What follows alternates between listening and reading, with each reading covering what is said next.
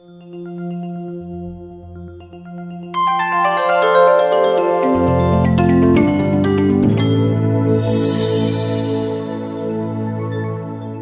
పేరండి? నా పేరు పిఎం ఖాన్ అండి. ఏం చేస్తుంటారు? కృష్ణనగర్లో ఉంటాను నేను, ఇక్కడే పక్కన. ఓటు హక్కు వినియోగించుకున్నారా? ఓటు హక్కు వినియోగించుకున్నాం. కాకపోతే మరి అభివృద్ధి చెందిన దేశాల్లోనే మరి బ్యాలెట్ పద్ధతి ఈవీఎంలు తీసేసి బ్యాలెట్ పద్ధతి వచ్చిందన్నారు. కానీ మన దేశంలో మరి ఈవీఎంలు కావాలని పెట్టారు. ఈవీఎంల వల్ల చాలా అవి సరిగా పనిచేయకపోవటం, జనాలు చాలా తీవ్ర ఇబ్బంది కలగటం, మరి ఒకరికి వేస్తే ఇంకో ఓటు పడిందని చెప్పేసి చాలా చోట్ల అలాంటి కంప్లైంట్లు కూడా వచ్చినాయి. నేను వ్యక్తిగతమైన అభిప్రాయం ఏంటంటే ఈవీఎంలు ఇక ముందైనా సరే తీసేసి బ్యాలెట్ పద్ధతిని ప్రవేశపెడితే మంచిదని చెప్పేసి కోరుకుంటున్నాను. కొన్ని చోట్ల హింసాత్మక సంఘటనలు జరిగినా మన మొత్తం మీద ప్రశాంతంగా జరిగింది అనిపించిందండి. అది అంటే మొత్తం మీద చూసుకుంటే పోలింగ్ అనేది గతంలో కన్నా కూడా ఈసారి భారీగా పోలినట్లు తెలుస్తుందండి. దాదాపు 80% ఓటింగ్ అనేది జరిగినట్లుగా తెలుస్తుంది. ఇది ఎంతవరకు మంచి పరిణామంగా మీరు భావిస్తున్నారు? ఓటు హక్కు మీద జనాలకు ఒక అవగాహన పెరిగిందని కోరుకోవాలి. ఓటు హక్కు వినియోగించుకోవాలనేది ధర్మంగా భావిస్తున్నారని కోరుకుంటున్నాను. అయితే కొన్ని అధికార పార్టీలో కొన్ని సంక్షేమ పథకాల వల్ల మనం ఓటు వేయాలని కొంత గతంలో ఏంటంటే ఓటు హక్కుని సరిగ్గా వినియోగించుకునేవారు కాదు. దానిలో చూద్దామని అనుకునేవారు. ఇప్పుడు ఏంటంటే ఓటు హక్కు అనేది కొంత తెలుసుకున్నారు జనాలు. అది అధికారంలోకి ఎవరు గెలిచినా సరే ఓటు హక్కు అనేది నా దగ్గర మరి సర్వేల్జీను లేకపోతే చెప్పేదాన్ని 80% దాకా వెళ్ళింది. 80% ఓటు హక్కును వినియోగించుకుంటామంటే మరి గతంలో ఎన్నడూ లేని విధంగా వినియోగించుకున్నారు. ఇది మంచి పరిణామం. యువతలో కూడా చైతన్యం వచ్చింది. అది యువతలో చైతన్యం, ఓటు హక్కును యొక్క విలువ తెలుసుకున్నారు అని అనుకుంటున్నానండి.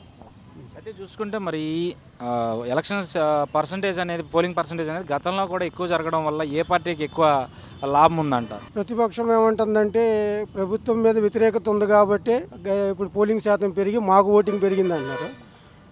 మరి అధికార పార్టీ ఏముంటుందంటే మా యొక్క సంక్షేమ పథకాలు, మేము చేసిన సంక్షేమ పథకాలను బట్టి జనాలు సంతృప్తి చెంది మాకు ఓటేశారు, అదనంగా కావాలని ఇంకా జనాలు వచ్చి వేయాలని చేశారని చెప్తున్నారు.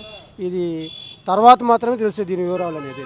అసలు ఎన్నికల విషయానికి వచ్చేసరికి తెలుగుదేశం ప్రభుత్వం తరపున చూస్తే 2009 ఎన్నికల్లో జూనియర్ ఎన్టీఆర్ గారు తెలుగుదేశం తరపున ప్రచారం చేయడం జరిగింది.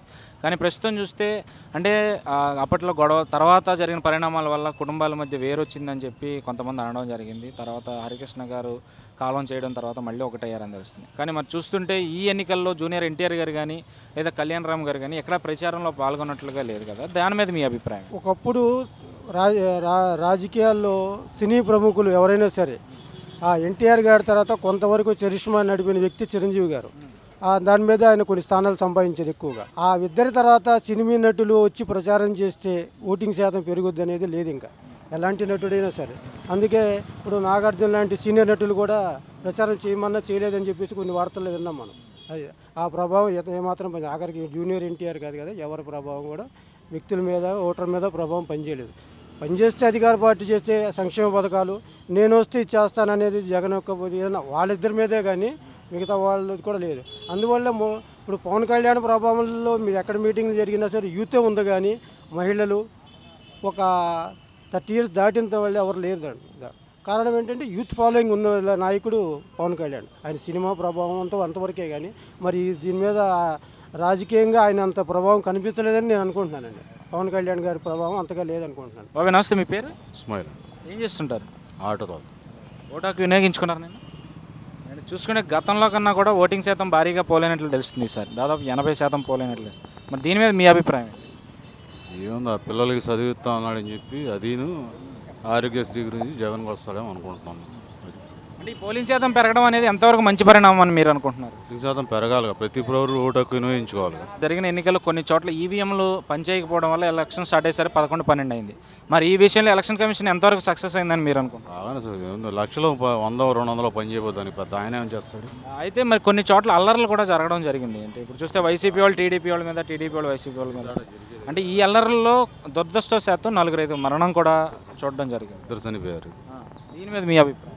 తప్పే కాదు, ఎలక్షన్ అనేది కామ్గా ఏ పార్టీ వాళ్ళు ఆ పార్టీకి వేసుకోవాలి, గొడవలు పడకూడదు, శాంతియుతంగా చేసుకోవాలి. తెలుగుదేశం ముందు నుంచి చెప్తూనే ఉంది ఈ ఎలక్షన్లో ఖచ్చితంగా అల్లర్లు జరుగుతాయి, దాన్ని ముందు నుంచే కాచు కూర్చోవాలని చెప్పి కార్యకర్తలకు వాళ్ళు చెప్పడం జరిగింది. దాంట్లో భాగంగానే నేను చూస్తుంటే అల్లర్లు జరిగాయని చెప్పి వారు ఆరోపిస్తున్నారు. ముఖ్యమంత్రి స్థాయి వాళ్ళు లా అండ్ ఆర్డర్ కంట్రోల్ చేయాలి కదా, వాళ్ళు దాంట్లో ఫెయిల్యూర్ అయినట్టుగా. అంటే అంటే ఆ విషయంలో ఎలక్షన్ దగ్గరికి వచ్చేసరికి ప్రస్తుతం ఉన్న పోలీసులందరినీ వేరే ప్రాంతాలకి ట్రాన్స్ఫర్ చేయడం, కొత్త వాళ్ళని పెట్టడం వల్లే ఇక్కడ అల్లర్లు జరగడం అనేది జరిగిందని కూడా చెప్తున్నారు. ఖచ్చితంగా ట్రాన్స్ఫర్లు పెట్టి ఎలక్షన్ ముందు ట్రాన్స్ఫర్లు పెడితే ఖచ్చితంగా ఒక పార్టీకి కొమ్ము కాస్తున్నారని మార్చడం జరిగింది. మరి ఈసారి అధికారులు చూసుంటారు, అంటే ఎలక్షన్ అయితే జరిగింది, అధికారంలోకి ఏ పార్టీ వచ్చే అవకాశం ఉందనుకో. 50-50 ఛాన్సెస్ ఇద్దరికి ఉంటాయి. అంటే మరి తెలుగుదేశం విషయానికి వచ్చేసరికి 2009లో నందమూరి కుటుంబం నుంచి జూనియర్ ఎన్టీఆర్ గారు టీడీపీకి ప్రచారం చేయడం జరిగింది. మరి ఇప్పుడు చూస్తే జూనియర్ ఎన్టీఆర్ గారు కానీ లేదా కళ్యాణ్ రామ్ గారు కానీ ఎక్కడ ప్రచారంలో పాల్గొనడం కూడా ఎక్కడ జరిగినట్లుగా లేదు. ప్రభావం ఏమి ఉండదండి. ప్లస్ చంద్రబాబు జగన్ వీళ్ళిద్దరే, దానికి మించి వీళ్ళ ప్రభావం ఏమి ఉండదు.